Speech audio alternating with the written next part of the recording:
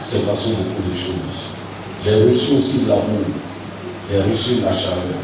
Par moment, le diable dit, toi, c'est terminé. Et puis tu vois un frère et un soeur qui vient, papa, c'est pas terminé. Nous sommes là, nous allons ensemble, nous combattons ensemble. On va remporter la bataille. Alléluia. Alléluia. Que le nom du Seigneur soit béni. Vraiment, si tu veux bénir Dieu pour moi, ça va me faire plaisir. Je veux que tu accélères mes deux mains. Aide-moi à dire merci à Dieu. Je ne sais même pas où commencer. Je chante, je sens que ça ne suffit pas. Le groupe musical même a chanté, ça ne suffit pas. Moi-même j'ai chanté, ça ne suffit pas. Alléluia. C'est comme l'esprit au-dedans de mon pleure avec moi. Les batailles qu'on a fait, les victoires qu'on a remportées. Alléluia. Sous le soleil, sous la pluie, je me souviens de Fouabi. On est en moto, la pluie nous tape. On doit aller sauver les âmes. Une fois on est revenu, je suis revenu avec oreillon. J'avais mal à l'oreille. Et puis maintenant, mon fils met les médicaments indigénants qui affluent dans mes oreilles. Oh, qu'est-ce qu'on a souffert. Mais Dieu nous a guéris. Alléluia. Lève-le et dis merci à Dieu. Dis à Dieu de prendre ma vie, de garder ma vie, de m'aider, de m'accorder l'humilité. Je vais tellement humble. Que Dieu m'oriente, que Dieu me dirige. Prions le Seigneur.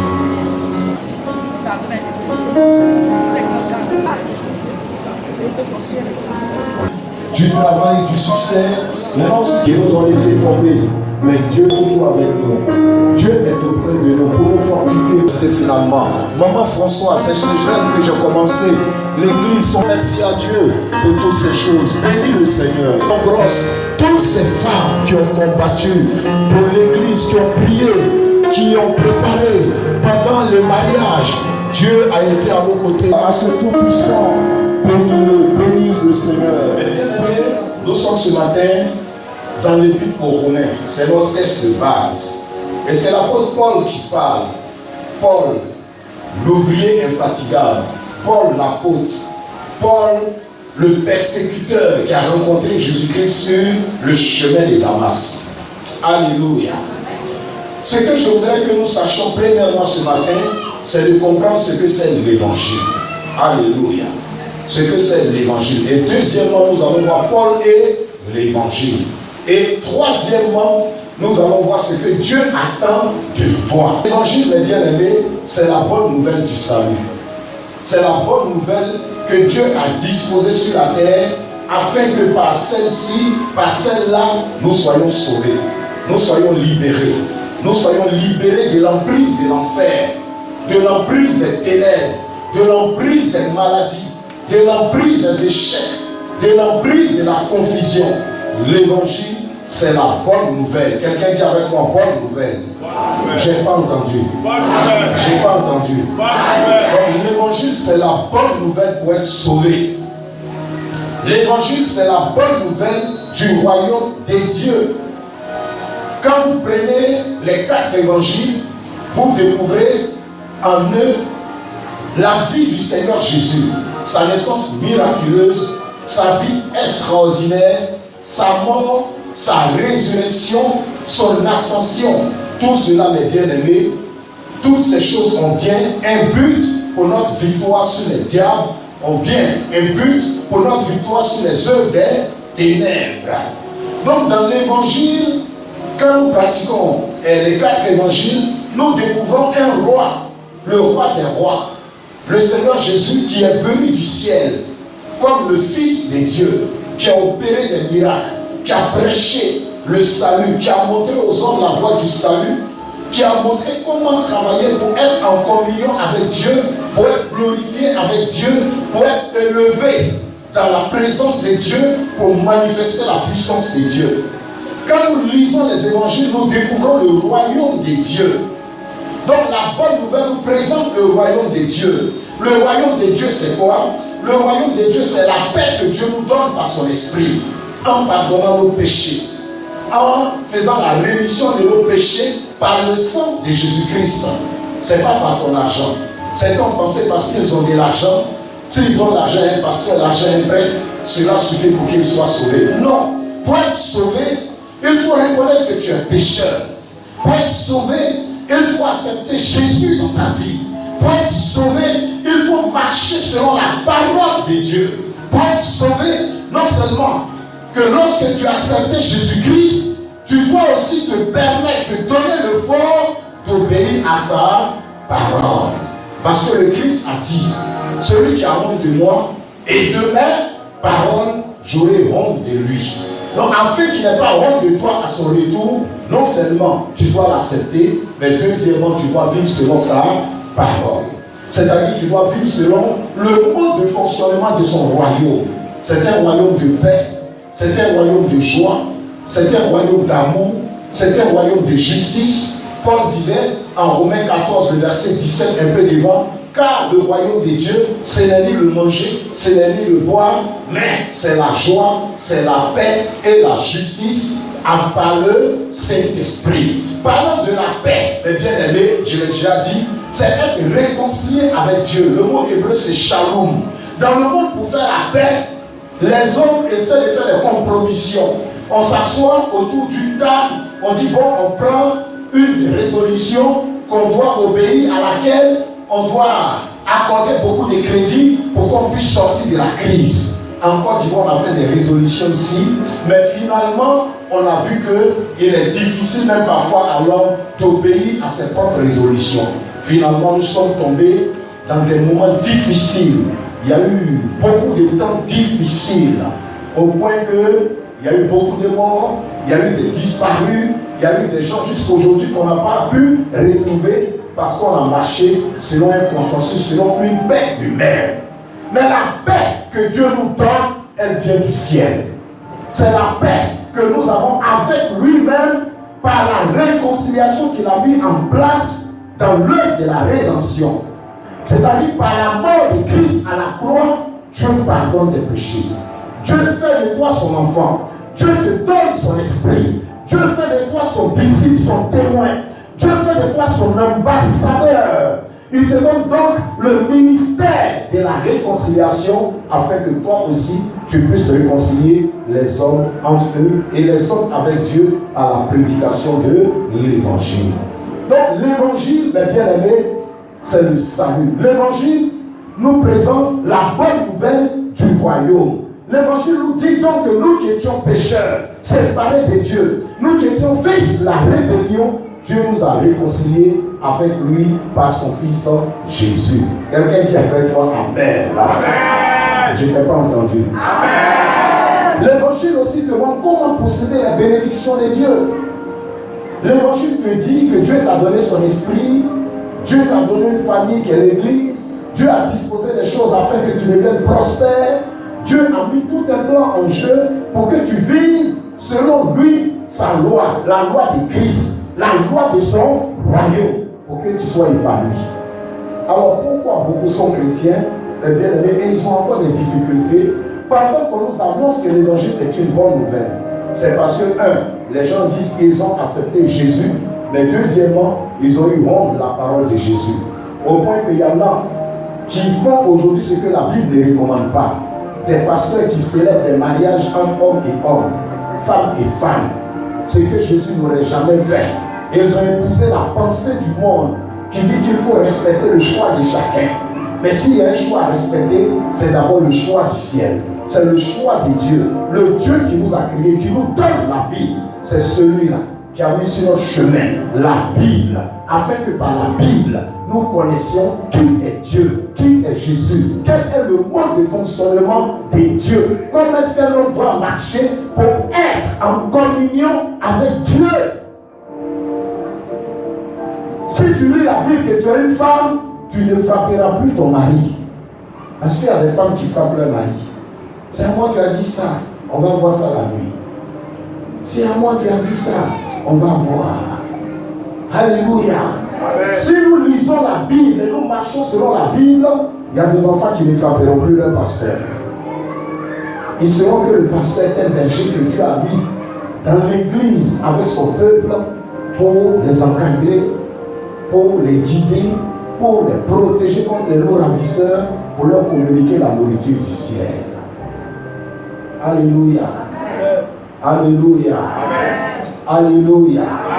Paul et l'évangile. Mais bien aimé, Paul a vécu l'expérience, une expérience toute particulière avec l'évangile qui pouvait témoigner aux chrétiens de Rome en disant: je n'ai point honte de l'évangile. Rome était la capitale mondiale en son temps. Rome était une ville multiculturelle. À Rome, on y trouvait les Romains, c'est vrai, on y trouvait les Grecs, qui étaient des philosophes, on y trouvait des Juifs, qui étaient beaucoup religieux, on y trouvait des Arabes, qui étaient des commerçants, on y trouvait toutes sortes de personnes. Et dans l'église de Rome, qui était une église multiculturelle, il y avait des philosophes. Il y avait aussi donc des Juifs, des religieux. Il y avait aussi des Romains, des gens qui aimaient le monde, le Dieu vivait. Tout cela était dans l'église. Et chacun voulait faire rentrer dans l'église sa culture, sa manière de voir les choses, sa manière de vivre. Ils ont voulu occulter l'évangile. Ils ont voulu tordre le sens de l'évangile. Ils ont voulu pervertir les voies de l'évangile. Et donc Paul, en tant que serviteur de Dieu, se propose à lui de redresser les voies droites de l'évangile. Il voudrait entamer une nouvelle mission. Il venait de terminer avec l'Orient. Il s'orientait maintenant vers l'Occident. On voit ça dans Romains chapitre 15. Il s'orientait vers l'Espagne. Il s'orientait vers l'Italie. Il rentrait maintenant dans le cœur de l'Occident, là même où on dit être la capitale du monde. C'est là que Paul allait pour confronter les philosophes, les barbares, les Grecs et toutes sortes de personnes. Bien aimés, Paul et l'évangile, Paul était pharisien. Donc il connaissait la loi, mais il ne connaissait pas Jésus. Il ressemblait souvent un peu plus à Nicodème. Nicodème était docteur de la loi, il connaissait la loi, mais il ne connaissait pas la nouvelle naissance. Il ne connaissait donc pas Jésus, il ne connaissait pas le royaume de Dieu.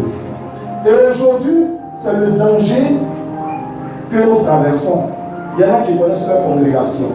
Ils connaissent le pasteur de leur congrégation.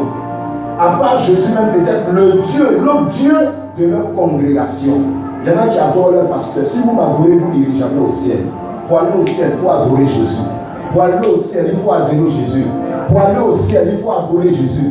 Je suis un homme comme vous. Et je suis content que celui qui donne les visas pour entrer au ciel, ce n'est pas un homme, ce n'est pas un pasteur. Parce que si c'est un pasteur qui donnait les visas, comme dans l'homme, souvent il y a la corruption, il aura même coûté au ciel. Mais le Dieu qui réside au ciel, il est saint. Le Dieu qui réside au ciel, il est pur. Le Dieu qui réside au ciel, il est juste. Le Dieu qui réside au ciel, il est amour, il est vérité. Et donc, ce ne sont pas des compromissions. Ce ne sont pas des petits cadeaux, pasteur. Ce ne sont pas des micmacs dans l'église qui te donnent automatiquement le visa du ciel. Pour entrer au ciel, il faut accepter Jésus. Pour entrer au ciel, il faut marcher selon la parole de Dieu. Pour entrer au ciel, il faut naître de nouveau. Jésus a dit, à moins qu'un homme ne naisse de nouveau, il ne peut hériter le royaume des cieux. Je le disais ici, donc aujourd'hui, certains, c'est quoi? Il s'appelle Gaspard. Quand il arrive à l'église, il change son nom. Il dit, je m'appelle désormais Abraham. C'est pas parce que tu as changé ton nom que tu vas hériter le royaume des cieux. On dit, à moins qu'un homme ne naisse de nouveau, il ne peut hériter le royaume des cieux. Alléluia. Il y en a qui disent, je vais débrouiller, mettre dernier bouton ici, là, non. Voilà, opération anti-séduction. Tu peux mettre derrière le bouton et puis toute ta tête est remplie de séduction, corruption, vol, mensonge, calomnie, sorcellerie, hypocrisie. La Bible dit, à moins qu'un homme ne naisse de nouveau, il ne peut hériter le royaume des cieux.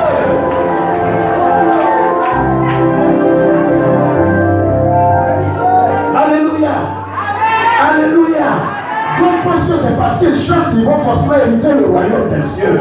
Et d'autres pensent encore que c'est parce qu'ils font des miracles là. Quelle que soit ta voix de rossignol là, quelle que soit ta voix, tu chantes en ré, en do, en sol, en fi, en bu, tu n'hériteras pas le royaume des cieux. Alléluia. Alors Paul a pensé, mes bien-aimés, que c'était avec sa théologie, c'était avec sa connaissance, la connaissance de la loi, la connaissance des 613 lois. Les 613 lois et du décalogue qui lui donnaient la permission d'entrer dans le royaume de Dieu. Jésus a dit à Nicodème, à moins qu'un homme ne naisse de nouveau, si quelqu'un n'est né d'eau et d'esprit, si quelqu'un n'a pas eu son cœur touché par le Saint-Esprit, si le Saint-Esprit n'a pas opéré en toi l'œuvre de la rédemption, tu ne peux hériter le royaume des cieux. Amen. Amen. Amen. Ne soyez pas étonnés que vous puissiez voir des gens crier Jésus, Jésus, Jésus, et puis en réalité, vous ne voyez pas de différence entre eux et ceux qui ne crient pas Jésus. Parce que Jésus, quand il vient, c'est ton cœur, il transforme. C'est ton cœur, il touche. Le jour qu'il a rencontré Paul qui ne connaissait pas Jésus, Paul a posé deux questions. Qui es-tu, Seigneur? La deuxième question, que faut-il que je fasse? Donc, tant que tu n'as pas répondu à cette question, qui es-tu, Seigneur? Tu vois que Jésus ressemble à ton mari, à ton ami du quartier. Mais Jésus, il est Dieu. Jésus est le Seigneur. Jésus est le médiateur de la nouvelle alliance entre Dieu et les hommes. Paul ne connaissait que l'ancienne alliance. Pour être sauvé, il fallait tuer le mouton, il fallait égorger le mouton, il fallait donner des offrandes de sacrificateurs. Alléluia. Mais un jour est apparu un homme du nom de Jean-Baptiste et il a fait une grande déclaration. Et puis voici l'agneau de Dieu qui ôte le péché du monde. Il venait d'annoncer le changement qui devait se produire. Désormais, on n'avait plus besoin d'aller à Jérusalem pour adorer Dieu. Parce que le Dieu qui est à Jérusalem, c'est le même Dieu qui est à Lakota. C'est le même Dieu qui est à Soubré. C'est le même Dieu qui est à Balégué là-bas. Le Dieu qu'on adore par Jésus-Christ, c'est le même Dieu qui est le même partout. C'est le même Dieu à Zikiso. C'est le même Dieu à Maurebois. C'est le même Dieu à Yobo-Duywa. C'est le même Dieu à Togo. C'est le même Dieu à Yobo-Duywa. C'est le même Dieu à Patako. C'est le même Dieu. Comment on appelle ton village? À Jean-Pierre, s'il n'est pas dit le nom de ton village, il faut commencer à prier pour ton village. Alléluia. Acclame le Seigneur Jésus.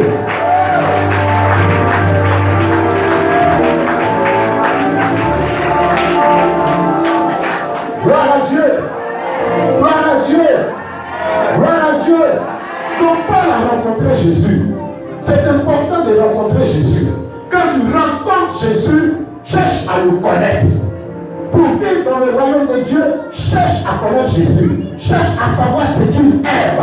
Comme une femme qui rentre dans un foyer, qui est devenue une épouse, elle ne va pas être seulement une femme, elle va passer du stade de femme au stade d'épouse. La femme, c'est elle qui prépare. La femme, c'est celle qui tombe enceinte. La femme, c'est elle qui te masse. Mais l'épouse, c'est elle qui épouse ta vision. C'est elle qui te connaît et qui t'aide à aller de la femme. Alléluia. Voici la différence entre la femme et l'épouse. Amen.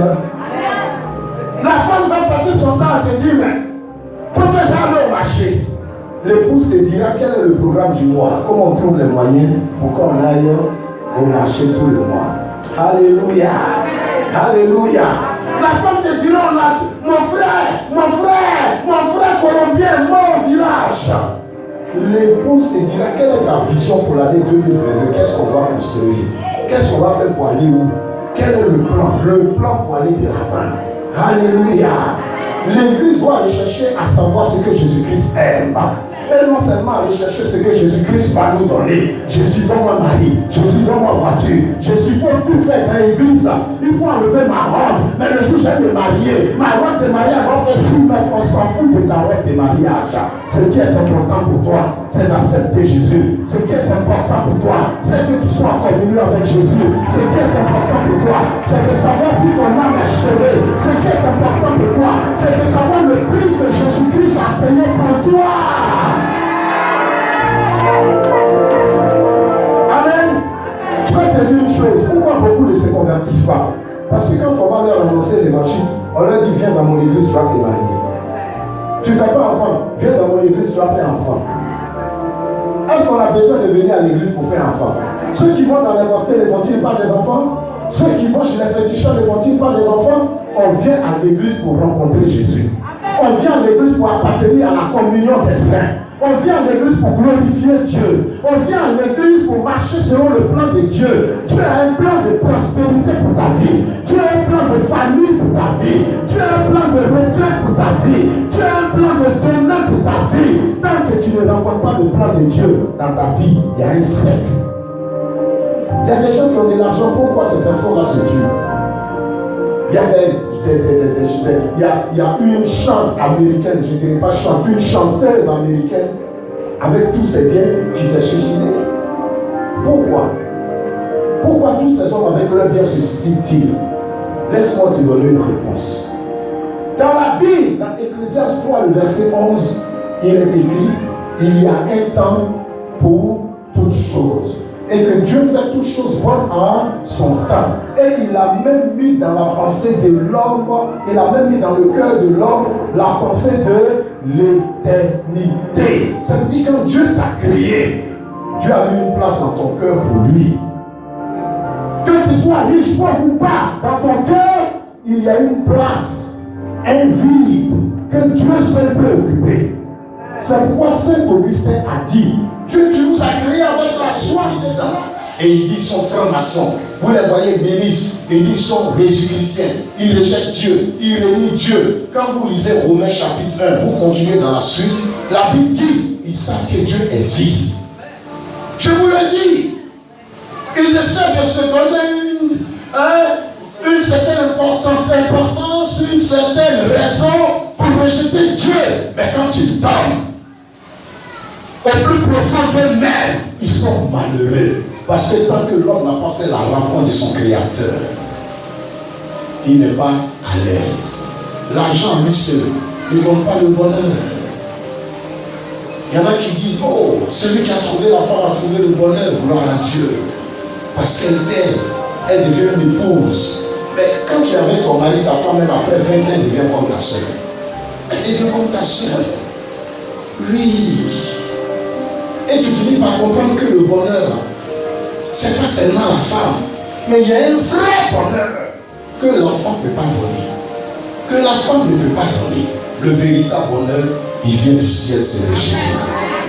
Si tu mettais toute ton espérance en ta femme qui est belle, et si elle mourait, c'est même pas une espérance, c'est un espoir, parce que l'espoir peut se perdre. Tout ton espoir, c'est ton enfant. Tu mets 20 millions, tu l'amènes aux États-Unis pour qu'il te ramène le doctorat. Et puis il se perd. Quand on était petit, il y a un monsieur qui aimait tellement son fils. Il a fait partie en Italie. J'étais avec Roger, on était des amis. Et donc cet ami-là, quand il est allé en Italie, c'était de poursuivre les études. Malheureusement, arrivé en Italie, il est tombé sur de mauvaises personnes. Et il s'est donné à la drogue. Finalement, ils l'ont expédié à Abidjan, il était dans le coma. Et arrivé à Abidjan, il est mort d'overdose. La drogue l'a tué. Son père est tombé dans un désespoir parce que c'était l'orgueil de sa vie. Bien aimé, tu peux mettre ton espérance en ton enfant, ton espoir dans ton enfant, dans ta fille. Mais si c'est là que se limite ta joie est de haute durée. Mais il y a l'éternité qui existe. Et il y a un Dieu qui existe. Un Dieu qui t'a donné tout ce que tu possèdes, qui t'a donné ses enfants, qui t'a donné le courage, qui t'a donné la santé. Un Dieu qui libère. Un Dieu qui te fait du bien. Son nom c'est Jésus. Quand tu n'es pas encore dans ta vie est sèche. Il y a un manque dans ta vie. C'est pourquoi Jésus dit, venez à moi. Venez. Je vous donnerai les fleuves d'eau de la vie. Et il dit, venez à moi. Vous tous qui êtes fatigués et chargés, je vous donnerai du repos. Je vous ferai rentrer dans les vraies bénédictions, dans les vraies grâces. Tout ce que nous voyons est éphémère. Bientôt nous allons construire notre temple. Gloire à Dieu. Mais je voudrais vous poser une question. Qui a construit un temple plus beau, plus grand, plus magnifique que celui de Salomon? Le temple de Salomon était en quoi? En or, en marbre, avec des pierres précieuses. Mais aujourd'hui, il reste quoi de ce temple-là? Rien. tout a disparu. Tu vas bâtir des temples, ces temples vont disparaître. Mais il y a des temples qui ne disparaissent pas. Ce sont les temples que Dieu même bâtit. Des temples qui ne sont pas faits des mains d'homme. Des temples que Jésus bâtit. Les vies qui transforment. Les vies auxquelles il donne le sens. Les vies auxquelles il communique le pouvoir, l'autorité, la grâce. Voici ce que Jésus communique. Alléluia. Alléluia. Alléluia. Alléluia. J'aime ceux qui bâtissent les maisons, ils font du bien à la société, ils rendent le quartier beau. Mais et après tout ça, est-ce que tu t'es bâti une maison dans les cieux? Est-ce que tu as fait la paix avec ton Dieu? Le royaume de Dieu, avec Paul, il a opéré des miracles. Gloire à Dieu. Dans 1 Corinthiens 2, il dit, ma parole, ma prédication ne reposait pas sur les discours persuasifs de la sagesse humaine.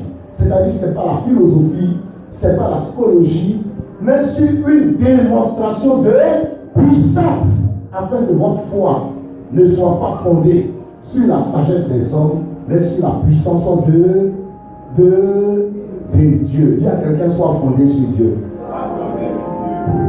Dis à quelqu'un, soit fondé sur Dieu. Dis à quelqu'un, soit fondé sur Dieu. Alléluia. J'aime ceux qui opèrent les miracles. Parce que les miracles sont la preuve que Dieu nous aide. Les miracles sont la preuve que Dieu existe. Qu'il existe le surnaturel qui nous accompagne. Et si vous voyez quelqu'un opérer des miracles, au nom de Jésus, ne combattez pas la personne, priez pour elle. Maintenant, si sa vie est bizarre, continuez à prier pour elle parce que Jésus va régler son compte. Dans Matthieu chapitre 7, il a dit, ce n'est pas tous ceux qui me disent Seigneur, Seigneur qui hériteront le royaume des cieux. Certains diront à la fin, Seigneur, en ton nom j'ai prophétisé. Seigneur, en ton nom j'ai opéré des miracles. Seigneur, en ton nom j'ai prêché. En ton nom j'ai chanté. Il dit, je leur dirai ouvertement, arrière de moi, ouvrier d'iniquité, je ne vous ai jamais connu. Donc faire les miracles, c'est bon. Prophétiser, c'est bon. Ce qui est encore merveilleux et meilleur, c'est d'être en communion avec Dieu par son esprit. Nous comprenons que l'évangile, c'est le message de la bonne nouvelle. C'est le message qui parle de Jésus. Qui es-tu, Seigneur? C'est le message qui te dit ce que tu dois faire dans ta vie. Il y a des choses que tu dois faire et il y a des choses que tu ne dois pas faire. L'évangile fait prendre conscience. Quand l'évangile est prêché dans son authenticité, l'évangile est prêché avec amour et vérité, le Saint-Esprit utilise tes paroles pour produire le changement dans la vie des autres. Alléluia. L'évangile a un fondement, et le fondement, c'est Dieu lui-même. L'évangile est un message qui est communiqué par les personnes sanctifiées que Dieu a mis à part pour l'évangile. Alléluia. Alléluia. Voilà, nous allons partir dans la troisième partie, l'évangile et toi. Premièrement, ce que tu dois savoir ce matin, l'évangile est un message universel. Dis avec moi universel. Si je voudrais plaire à des hommes que je ne prêche pas l'évangile, je ne vis pas l'évangile, je ne serai plus un serviteur de Christ. Ces passages sont forts. Ces passages sont en train de nous dire qu'il n'y a pas deux évangiles. Parce qu'il y en a qui acceptent la parole de Dieu quand cela leur fait du bien et qui la refusent quand cela devient contraignante, difficile à mettre en pratique. Alléluia. Toute la loi, les 10 commandements, bien aimé, était comment? Contraignant. Quand vous lisez les 10 commandements, vous y trouvez quoi? Tu ne mentiras pas, tu ne voleras pas, tu ne tueras pas, tu ne convoiteras pas. Et l'évangile, bien aimé, Paul dit qu'il n'y en a pas deux. Pourquoi? Parce que l'évangile, c'est Christ au sein de ta vie. Si quelqu'un vient te dire, donne-moi l'argent pour que tu sois racheté, c'est un voleur. Jésus n'a jamais pris l'argent à quelqu'un pour que son âme soit racheté. L'apôtre Paul même évitait de prendre l'argent à des personnes, pour ne même pas qu'elles pensent que c'est à cause de leur argent que Dieu les aime. Alors donc dans le livre de Romains, il démontre une chose, que nous sommes justifiés par une seule chose, la foi en Christ. Dites avec moi la foi en Christ. Je n'ai pas entendu. Oh, je n'ai pas entendu. Je n'ai pas entendu. Alléluia.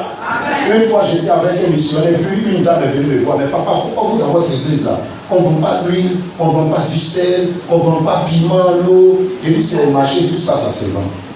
Si tu es huile, tu sais où va au marché, tu vas en trouver. Et ici, là, c'est l'évangile que nous annonçons. Ici, je vais encore bracelet pour mettre sur le bras de quelqu'un. Tu n'es pas poulet pour qu'il y ait un bracelet rouge si comme je t'ai acheté, je mets marque sur toi. Alléluia. Il n'y a pas deux évangiles, il y a un seul évangile. L'évangile dit, quiconque croit à Jésus-Christ, Dieu lui pardonne ses péchés. Le sang de Jésus-Christ le sanctifie. Il est devenu enfant de Dieu. Dieu lui donne son esprit. Il devient témoin de Jésus. Il sert Jésus-Christ dans le monde. Donc l'évangile, c'est que nous sommes sauvés par la foi et non par nos œuvres. Donc m'a dit que je donne à l'église ne me sauve pas. Non, elle ne te sauve pas. Je veux on me baptise, on me met dans l'eau, ça me sauve ou qu'on ne me sauve pas. Quiconque croira et qui sera baptisé sera sauvé. Le mot baptisé, si c'est le mot baptizo. Donc, tu es tombé dans l'eau, entré dans l'eau, pour marquer ton engagement, pour dire que tu es prêt à mourir avec Jésus et pour marcher selon sa parole. Quand tu ne comprends pas le sens du baptême, tu crois que c'est le fait qu'on t'ait mis dans l'eau qui te sauve. Le bandit qui a été sauvé à la croix, qui avait au moins l'assurance qu'il rentrait au ciel, à qui Jésus a dit, aujourd'hui même, tu seras au paradis avec moi, il est passé par au dépôt des baptêmes. Dis avec moi Amen. Amen. Dis avec moi Amen. Amen. Dis avec moi Amen. Amen. Dis avec moi Amen. La dîme, les offrandes, les dons, c'est donc quoi? C'est une manifestation de notre foi en Dieu et envers sa communauté, envers l'Église. La prière, c'est entrer en relation aussi avec Dieu. Alléluia. La louange, c'est accepter que Dieu est ton roi, que tu le loues. Quand encore ta louange vient d'un cœur qui est sincère. C'est ce que la Bible nous dit dans le livre des Hébreux. Que c'est la louange qui vient du cœur que Jésus-Christ accepte. Dis avec moi Amen. Amen. Je ne t'ai pas bien entendu. Amen. Non, je ne t'ai pas bien entendu. Amen. Amen. Si tu es là, claque les doigts que nous pouvons.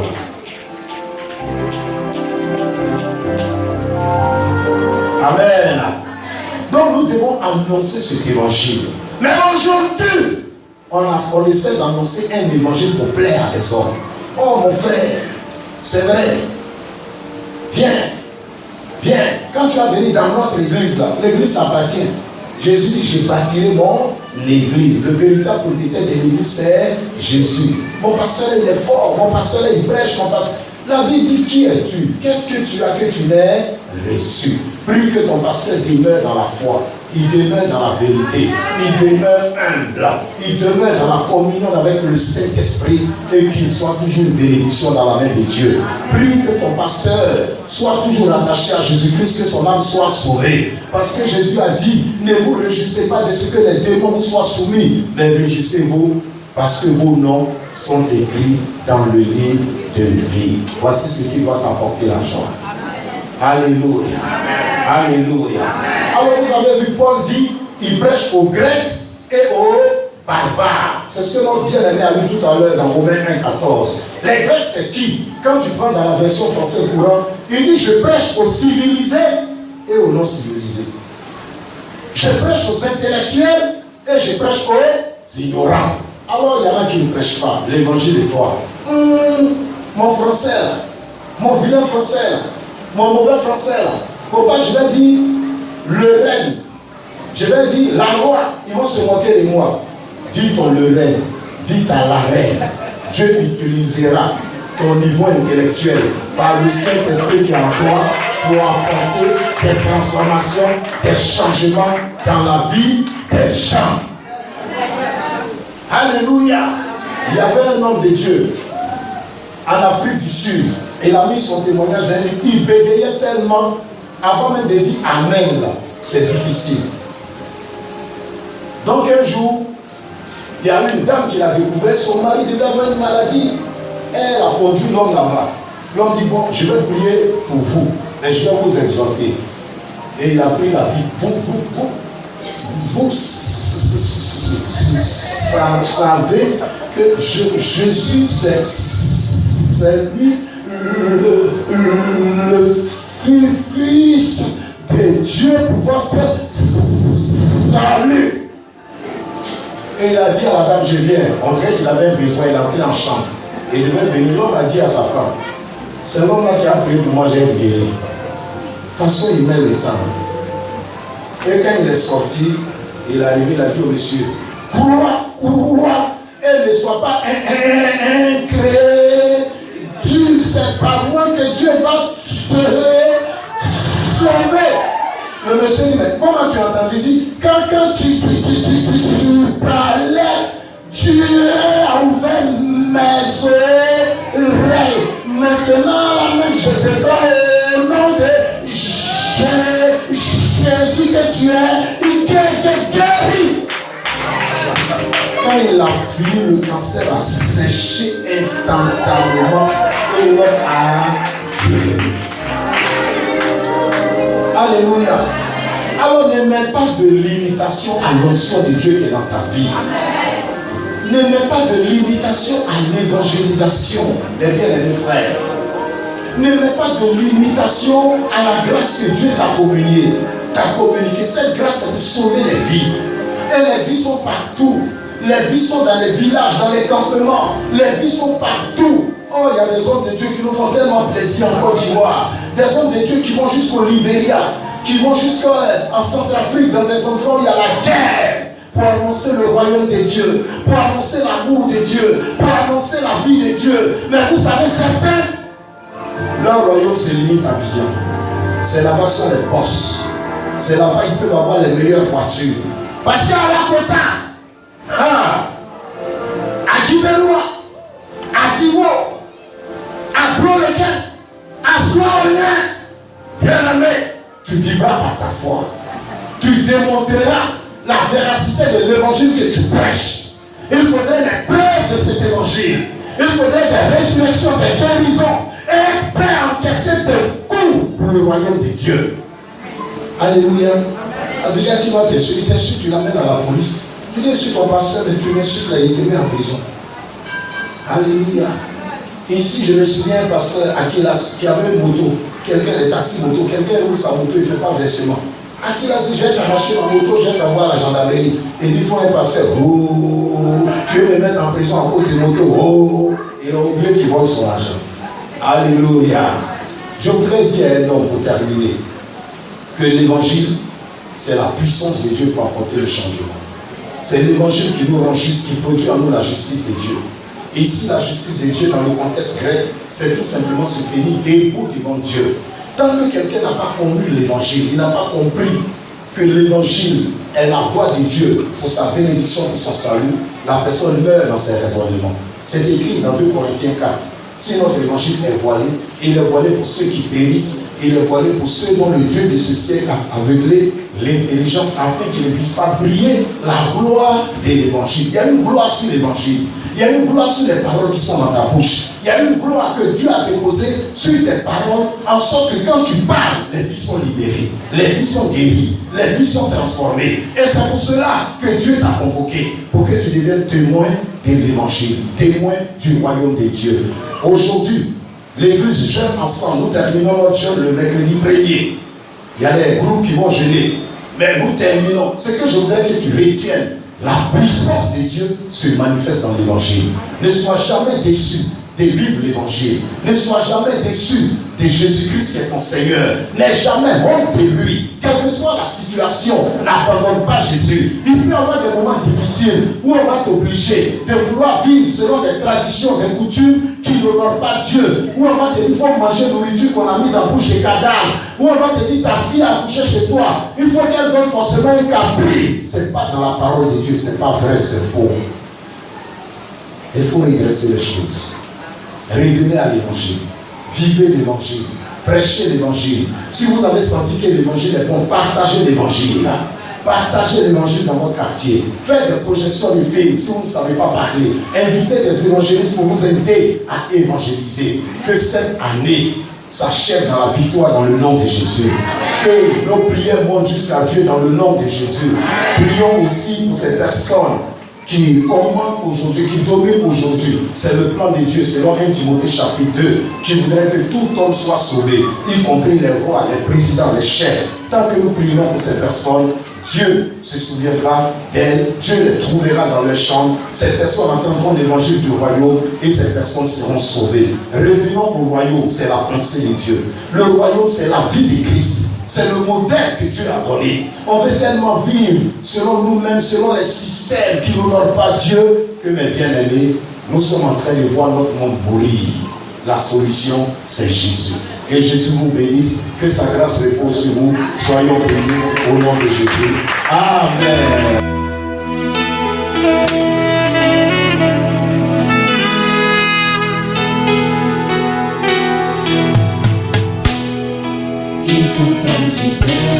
Des pierres, oh, oh, oh, oh.